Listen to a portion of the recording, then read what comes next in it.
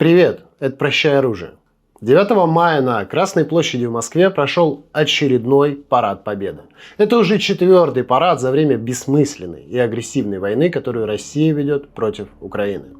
День Победы – это не просто мероприятие, это буквально системообразующее явление, вокруг которого во многом и выстроена нынешняя российская государственность. Можем повторить не просто лозунг, это образ, который десятилетиями вкладывался в головы десятков миллионов людей. Именно он сделал эту войну возможной. Мы потеряли 27 миллионов человек. Нет ни одной страны мира, которая понесла бы такой утрат. И если кто-то посмеет сделать что-то подобное, и мы повторим. С самого начала, когда я только предложил нашей команде записать отдельный цикл роликов о главных мифах вокруг российской армии, тема победобесия была одной из первых.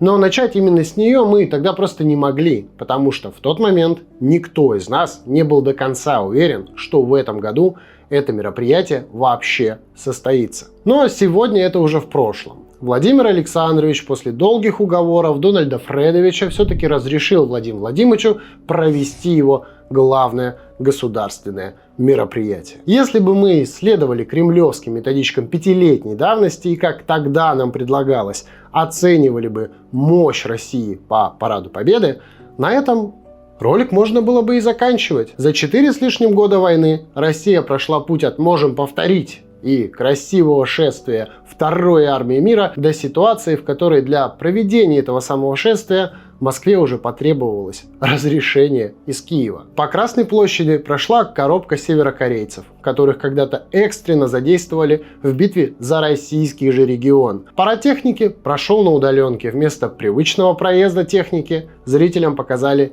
видео. Путин в очередной раз показал стране мультик. На этот раз с аналогов-нетным лазером «Пересвет». Однажды эта безумная война закончится, и именитые историки со всего мира будут совершенно серьезно оценивать вклад путинского культа победы в произошедшее. Но у нас нет времени дожидаться этого неизбежного, но пока еще очень далекого будущего. То, что Путин сделал с 9 мая и всей историей Великой Отечественной, это поражающее своим цинизмом преступление. Но самое ужасное тут то, что это до сих пор помогает ему убивать людей. Как жителей Украины, так и собственных граждан. Именно поэтому сегодня мы попробуем разобраться, как создавался, насаждался и развивался самый мерзкий миф путинской России. Миф, от которого в России просто нет спасения. Все, от совсем маленьких детей до стариков, вынуждены хоть как-то с ним уживаться. Потому что в любом другом случае вас просто посадят, и это не фигура речи. Этот миф настолько важен Путину, что он не просто запихнул его в каждый школьный учебник, а буквально защитил статьей Уголовного кодекса. Статьей, по которой вы получите вполне реальный срок просто за то, что опровергаете выдумки. Но прежде чем мы вяжемся в битву с одним из самых сильных мифов путинского режима, я прошу поддержать нас в битве другой. Битве за алгоритмы YouTube. Только так эта работа не окажется напрасной, а ее результат увидит как можно больше людей. Поэтому поставьте лайк этому видео и подпишитесь на канал. Эти два простых действия прямо во время просмотра – безопасный, но очень эффективный способ поддержать нашу работу.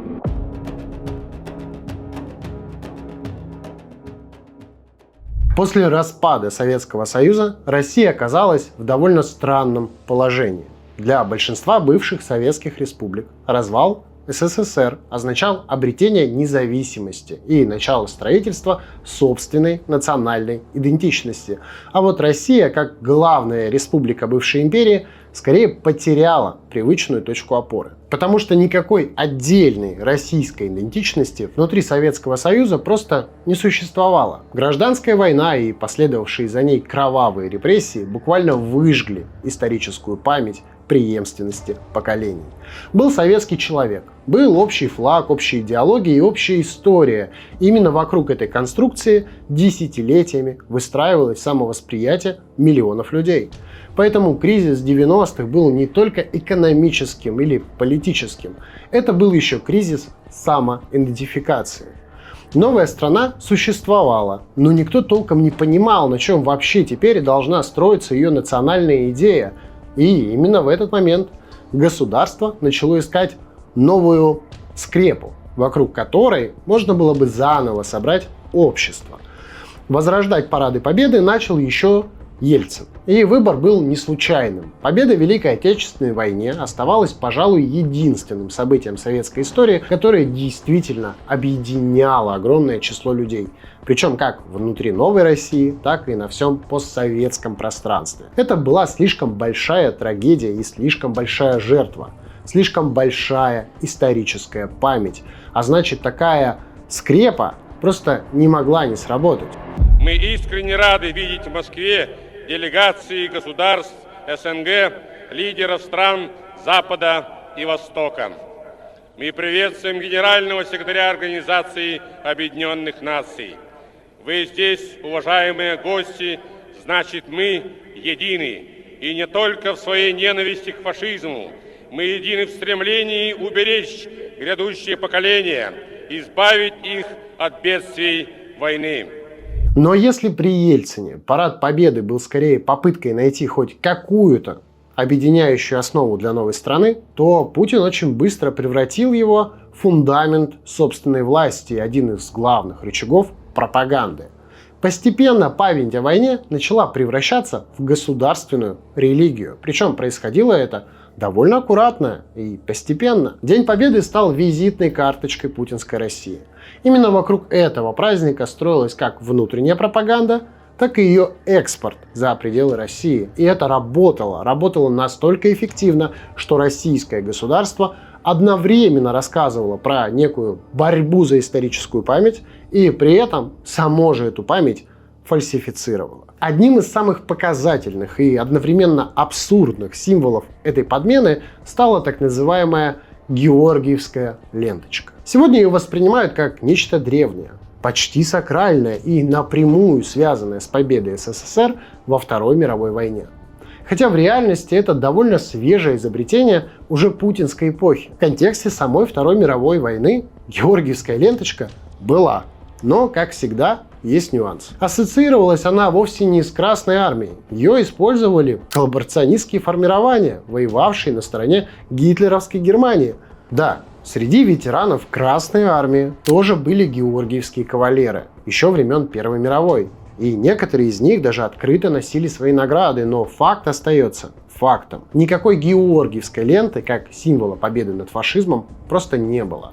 В советской истории лента в таких цветах действительно существовала, но называлась она гвардейской. И георгиевской стала уже в современной России, когда государство начало сознательно смешивать символику Российской империи, СССР, нынешнего режима в один непрерывный миф о некой великой тысячелетней державе. Слава нашим бабушкам и дедушкам! Ура! Слава Верховному Главнокомандующему! Ура! Вот такая простая словесная подмена в угоду политическим смыслам. Но это и не удивительно для государства, у которого никакой войны нет, зато есть СВО. Взрывы называются хлопками, а падение полутонных авиабомб на собственные города всего лишь нештатный сход боеприпасов. Каждая подобная подмена сама по себе выглядела незначительной. Маленькая ложь, незаметная корректировка, разумеется, во благо исторической справедливости. Но именно из-за таких подмен в итоге и сформировался тот самый культ победы, в котором от изначального смысла не осталось вообще ничего.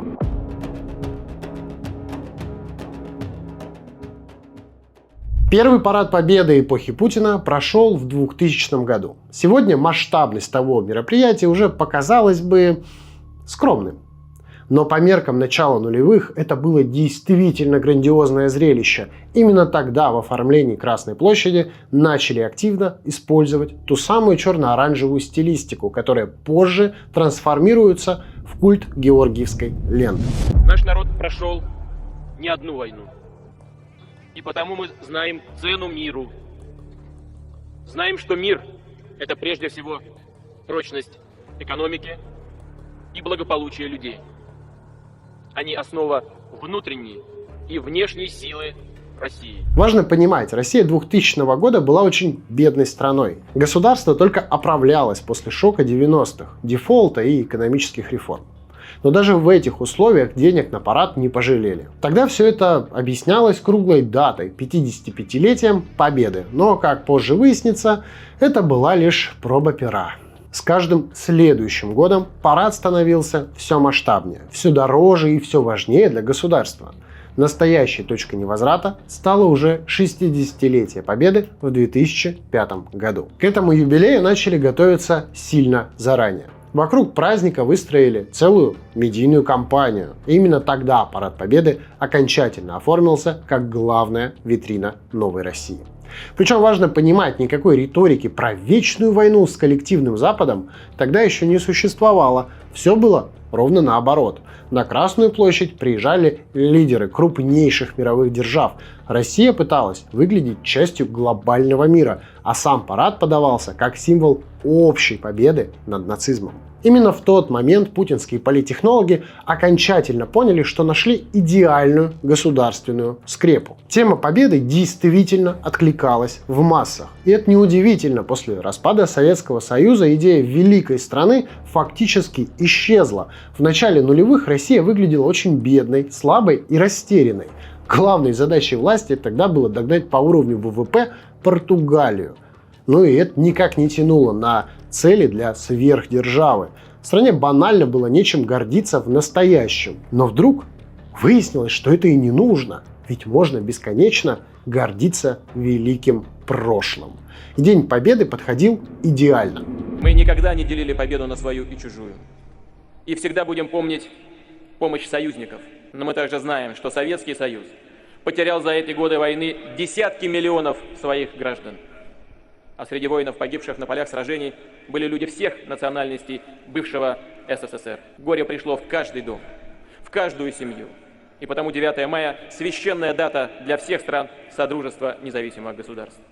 Мы должны оставаться верными памяти наших отцов, обязаны отстоять миропорядок, основанный на безопасности и справедливости, на новой культуре взаимоотношений, не допускающей повторения ни холодных, ни горячих войн. Сегодня российская пропаганда рассказывает, как злой Запад всегда хотел украсть у нас победу. Но в середине нулевых все было совершенно иначе. Именно 9 мая в Москву съезжались лидеры самых успешных государств мира. Они благодарили не только советский народ за понесенную жертву в борьбе с нацизмом, но и Россию как правопреемницу Советского Союза, а значит и той самой советской победы. Людям это нравилось. Это давало ощущение, что страна снова становится важной и уважаемой. Именно поэтому акция георгиевской ленточки, стартовавшая во все том же 2005 году, поначалу выглядела вполне искренней и народной. Люди вкладывали в нее настоящий сакральный смысл, а государственная пропаганда уже поверх этой памяти начала аккуратно достраивать собственные политические нарративы. Постепенно победа переставала быть просто историческим событием и превращалась в доказательство некого морального превосходства. Россия объявлялась прямой наследницей СССР, а значит главной наследницей победы. А если деды воевали, значит государство, выступающее от их имени, автоматически оказывается на стороне добра. Итоги кампании вокруг 60-летия Победы оказались для Кремля крайне важными. Выяснилось, что существует почти идеальная формула государственной мифологии. Эдакий Советский Союз, но без ГУЛАГа, без красного террора, без массовых репрессий, зато с победой, космосом и образом великой державы. И это работало. Если раньше Путин еще пытался публично изображать из себя некого прагматичного демократа и противовес коммунистам, то после успеха в заигрывании советским наследием необходимость в этой маскировке просто исчезла. Снизу уже формировался массовый запрос на новое величие, реванш и возвращение страны-победительницы в список сверхдержав. Именно поэтому, когда все тот же Путин произнесет свою знаменитую мюнхенскую речь, где назовет распад Советского Союза главной геополитической катастрофой 20 века, эти слова не вызовут у общества массовых недовольств. Наоборот, они найдут отклик у десятков миллионов людей.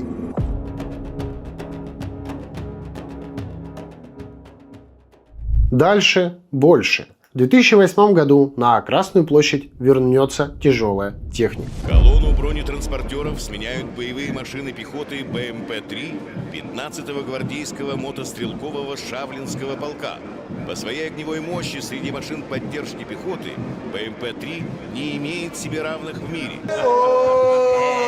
Забавно, что столь важный символический шаг Путин доверит тогда еще президенту Медведеву. Сложно сказать, что это было. Попытка добавить сменщику неких очков в глазах турбопатриотической публики или наоборот, желание подстраховаться, если внезапная милитаризация главного праздника вызовет слишком негативную реакцию.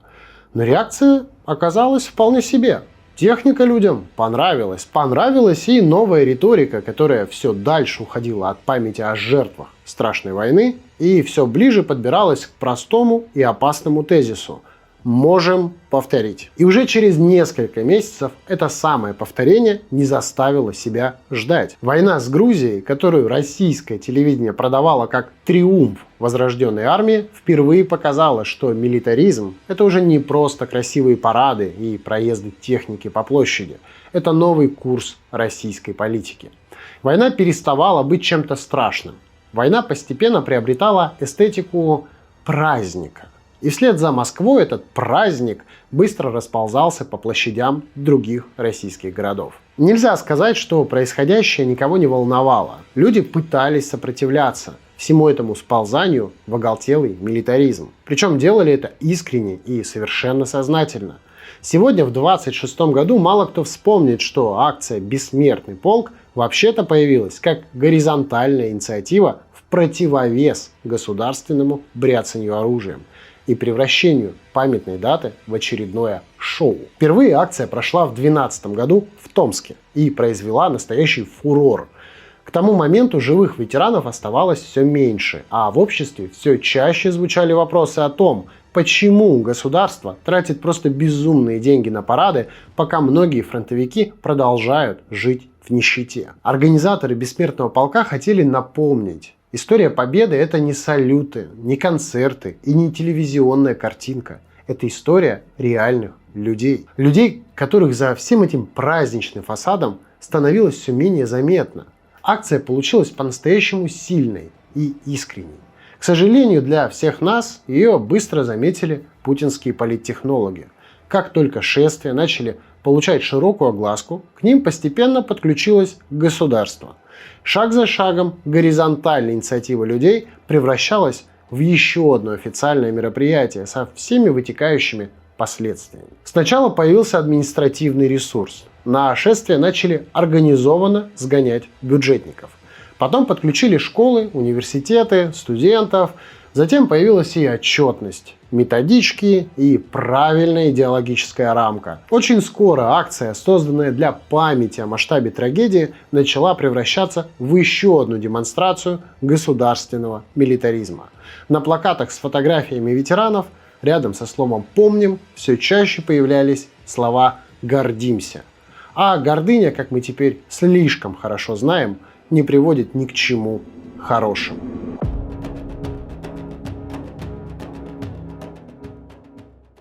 Мы уже говорили, что тема Дня Победы давно превратилась в товар. Причем не только для внутреннего потребителя, но и активно поставляемая на экспорт. Паразитирование на советском наследии и на истории Великой Отечественной войны, в частности, стало главным инструментом объединения ностальгирующих по СССР на всем постсоветском пространстве в некое единое пророссийское культурное и политическое поле.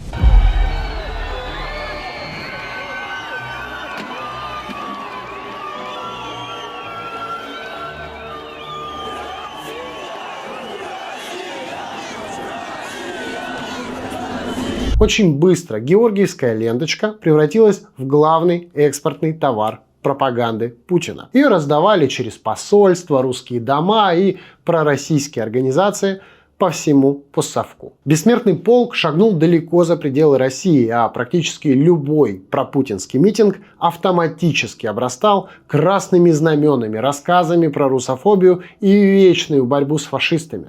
Под видом памяти о войне Кремль годами собирал вокруг себя людей, ностальгирующих не столько по СССР, сколько по имперскому ощущению некой великой державы. Сложно представить события 2014 года, если бы им не предшествовало целое десятилетие экспорта такой пропаганды, красиво обернутой в георгиевскую ленту. Ни аннексию Крыма, ни русскую весну на Донбассе невозможно представить без многолетней истерии российского телевизора о бандеровцах, фашистах и нацистах, захвативших власть в Киеве после Майдана. Путинские политтехнологи не придумали эту ненависть за одну ночь. Они годами взращивали ее на заранее подготовленной почве воевавших дедов, сакральной победы и культа вечной борьбы с фашизмом. Именно это позволило сначала продать населению возвращение города-героя Севастополя в родную гавань, а затем и отправить тысячи воодушевленных борьбой с фашистами идиотов воевать в Донецк и Луганск. Именно поэтому Парад Победы 2014 года стал уже не просто памятной датой о Великой Отечественной войне.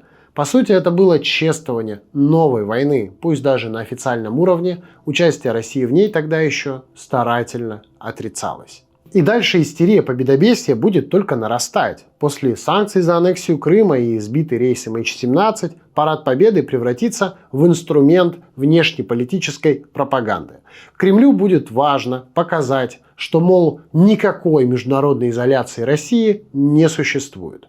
Используя приглашение на парад как инструмент политического давления, российская власть год за годом добивалась нужной телевизионной картинки. Мировые лидеры сидят рядом с Путиным на трибуне, и значит мир, несмотря ни на что, с Россией. Именно такую картинку хотели продать. Ну а те, кто отказывался во всем этом спектакле участвовать, российская же пропаганда тут же записывала в русофобы и фашисты.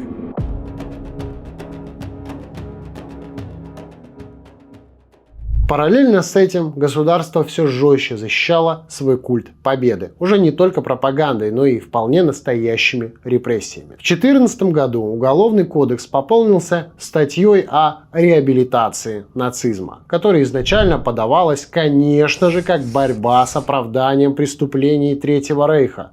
Но очень быстро стало понятно, что на практике государство защищает не память о войне, а просто борется с неугодными.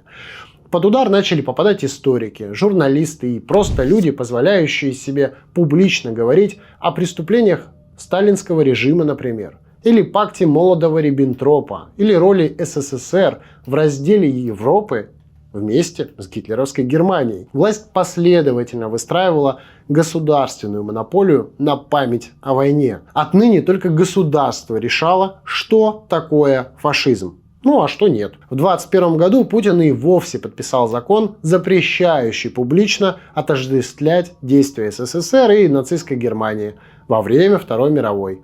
Государство буквально закрепило собственную историческую мифологию на законодательном уровне. Причем защищалась не память о миллионах погибших, а именно политически удобная версия прошлого, в которой СССР всегда был прав, Сталин просто эффективный менеджер.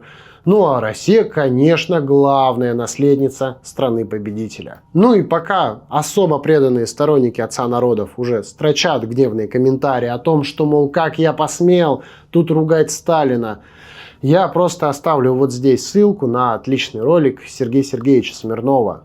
Вот, мы с вами сегодня разбираем историю путинизма на крови дедов, а не сталинизма и той крови, которую он дедам пролил. Вот, поэтому за сталинизмом вот сюда Сергей Сергеевич отлично все объясняет, и я вам строго рекомендую ознакомиться с его каналом. Ну а мы вернемся к победобесию, потому что в том числе через него в 2020 году людям, например, продавали поправки в Конституцию. Те самые, которые разрешили Путину править пожизненно. Надо все честно, открыто, публично предусмотреть. Или вообще убрать ограничения по числу президентских сроков в Конституции. Или, если этого потребует ситуация, и самое главное, если этого захотят люди, заложить в законе возможность для действующего президента вновь избираться на эту должность. Телевизор снова рассказывал про преемственность поколений, защиту исторической памяти и долг перед предками. Ради этой телевизионной картинки власть была готова буквально на все. Даже пандемия ковид немножко подвинулась, чтобы дать государству организовать главный государственный ритуал. Просто парад перенесли немножко на другую дату, на 24 июня. Это годовщина проведения Парада Победы в 1945 году. И вирус чудесным образом на этот короткий промежуток был побежден. Голосование на пеньках стартовало уже на следующий день после парада и проходило во все той же атмосфере победобесия и государственного праздника. К началу 22 года вся конструкция мифа «Можем повторить» была полностью готова. 20 лет пропаганды воспитали целое поколение людей, для которых культ войны, культ армии и культ морального превосходства наследников победителей стали обыденной нормой. Денацификация Украины, заявленная Путиным как одна из целей СВО, стала просто закономерной кульминацией этого мифа. В прошлом выпуске мы подробно разбирали ход вторжения российских войск в Украину, поэтому сегодня мы не будем на нем останавливаться. Отметим сегодня лишь одну деталь. Российские военные использовали в начале вторжения всю ту же георгиевскую ленту, причем как на своем обмундировании, так и для маркировки техники. И несмотря на весь ужас происходящего, историческая ирония здесь почти идеальна. Страна, объявившая себя единственной наследницей в победе над фашизмом, в итоге сама стала страной-агрессором. А наследники дедов-освободителей стали оккупантами. Ну, как говорится, можем повторить.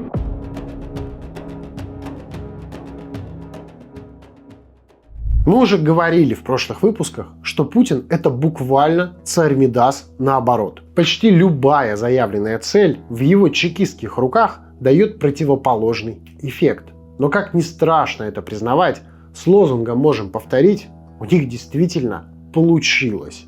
Вот только повторили они вовсе не подвиг людей, остановивших фашизм. Повторили они самое худшее. Повторили чудовищное отношение к человеческой жизни. Повторили логику, в которой солдат – это просто расходный материал. Повторили мясные штурмы, наступление любой ценой и тотальное вранье. Если в первые месяцы вторжения российский телевизор еще пытался лепить из армии образ освободителей, то очень быстро выяснилось, что освобождать они умеют разве что от жилой застройки. Целые города и села просто стирались с лица земли. Мариуполь, Бахмут, Волчанск, Авдеевка, Купянск. Список можно продолжать долго, и в нем за малым исключением попадут все населенные пункты, об освобождении которых когда-либо докладывала Минобороны. Пока пропаганда продолжала истерично рассказывать про бандеровцев и нацистов, российская армия и силовики развернули на оккупированных территориях вполне настоящий террор. С подвалами, фильтрациями, пытками, мародерством и убийством мирных жителей, а также бесконечным насилием. Но война очень быстро показала, что деградация коснулась не только армии. Победобесие окончательно превратило страну в систему, которая начала воспроизводить практики, которые телевизор десятилетиями приписывал к фашистским. Пока пропагандисты рассказывали про нацпредателей и внутренних врагов, внутри самой России разворачивались самые настоящие репрессии. Людей начинали сажать за антивоенные посты, лозунги и просто разговоры, даже комментарии и возложение цветов к памятникам. Черт возьми, даже за пустой лист бумаги можно получить срок. Любое несогласие с войной постепенно стало восприниматься государством как предательство.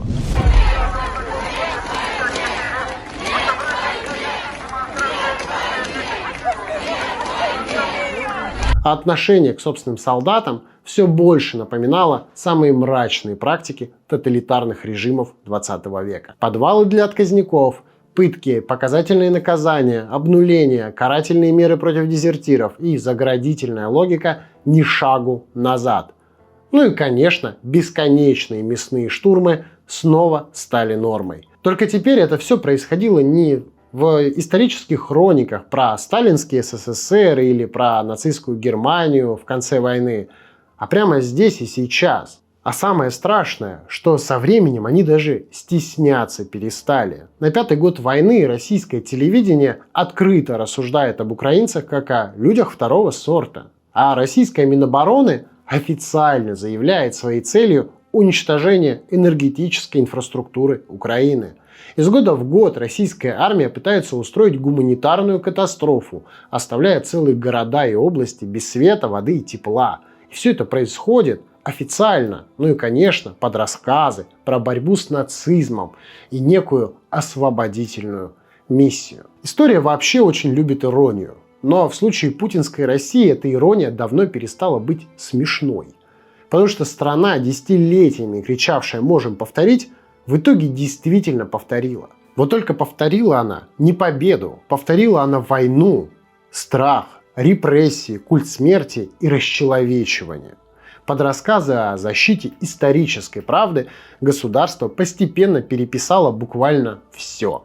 Любая дискуссия о роли СССР во Второй мировой войне карается сроком, а телевизор со всех сил пытается продать людям новую реальность. Кто бы мог подумать в 2011 году, когда Дмитрий Медведев и президент Польши Бронислав Комаровский возлагали цветы в память расстрелянным советской властью пленным польским офицерам, что спустя 15 лет на этом самом месте российская пропаганда организует выставку, посвященную 10 векам польской русофобии. Но главной жертвой переписывания истории стали дети. Последняя версия учебника за авторством путинского придворного пропагандиста Мединского и вовсе превратила школьный курс в нечто среднее между агитлистком и плохо написанной методичкой для политруков. Там от истории осталось только название, но при этом школьники не имеют никаких шансов сдать экзамены и поступить в вуз, если они на зубок не будут цитировать эту мерзкую методичку. Военная индоктринация детей – это вообще отдельная и, пожалуй, самая пугающая часть пропаганды последних лет. И это просто бесчеловечное лицемерие. Пока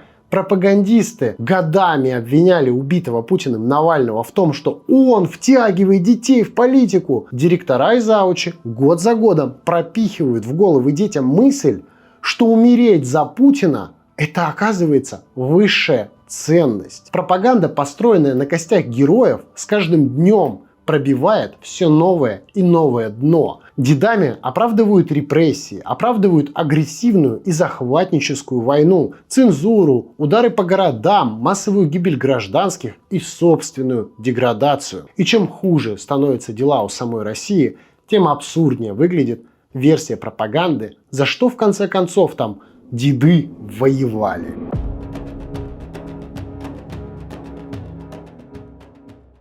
За 4 года войны телевизор начал понемногу проигрывать реальности. Победобесие тут не стало исключением, и пышные парады потеряли былой интерес. Если после откровенно хилых шествий 22 и 23 года Путину удалось затащить в 24 году на Красную площадь целую вереницу иностранных лидеров, то в этом году ситуация выглядела совсем жалко.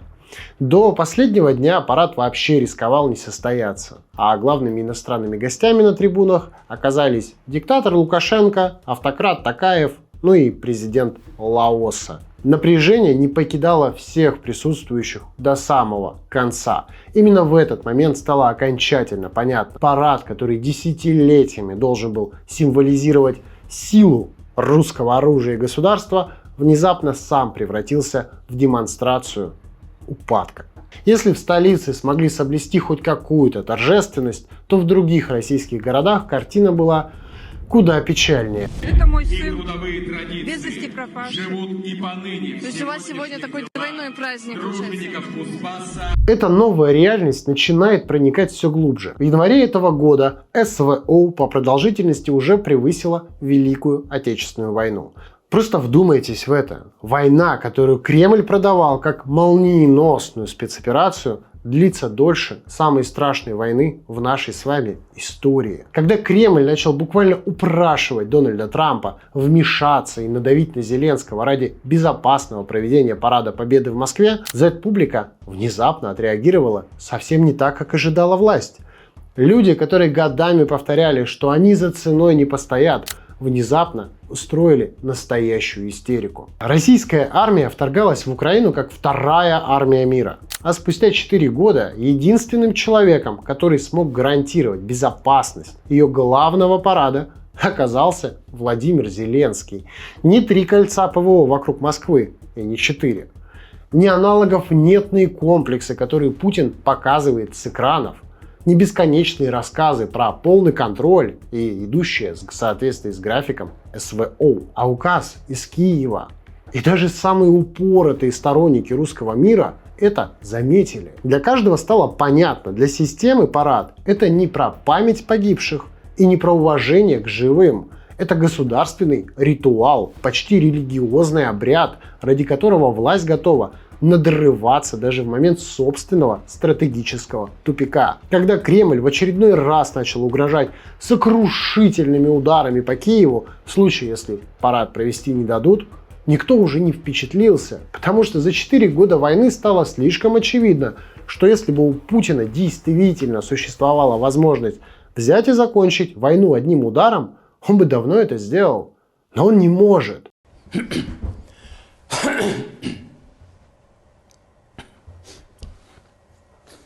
Он может только продолжать пугать, продолжать размахивать мультиками о неком супероружии и бесконечно паразитировать на памяти людей, победивших фашизм 80 лет назад. Он так долго эксплуатировал память дедов, что уже сам стал дедом. Вот только не мудрым ветераном из старых фильмов про войну, а обезумевшим стариком, который готов сжечь сразу 2 страны ради своих фантазий.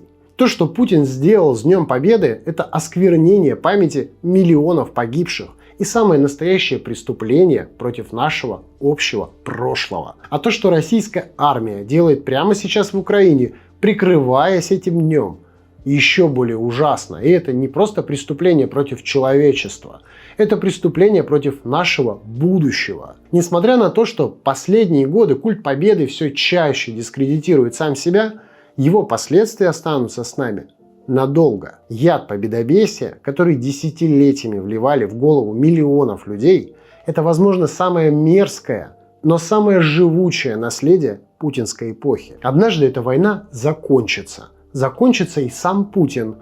Но нас, общество, которое 20 лет учили гордиться войной и чувствовать моральное превосходство наследников победителей, придется лечить еще очень долго. Но только вместе мы сможем вернуть настоящий смысл словам «никогда снова». Потому что пока можем повторить, остается национальной идеей, вопрос новой войны всегда будет вопросом времени. Прощай оружие, и да здравствует жизнь. Как-то я слишком, по-моему... Не, нормально. Нормально? Ну, мне кажется, да. Ну, хорошо. Все, заканчиваем.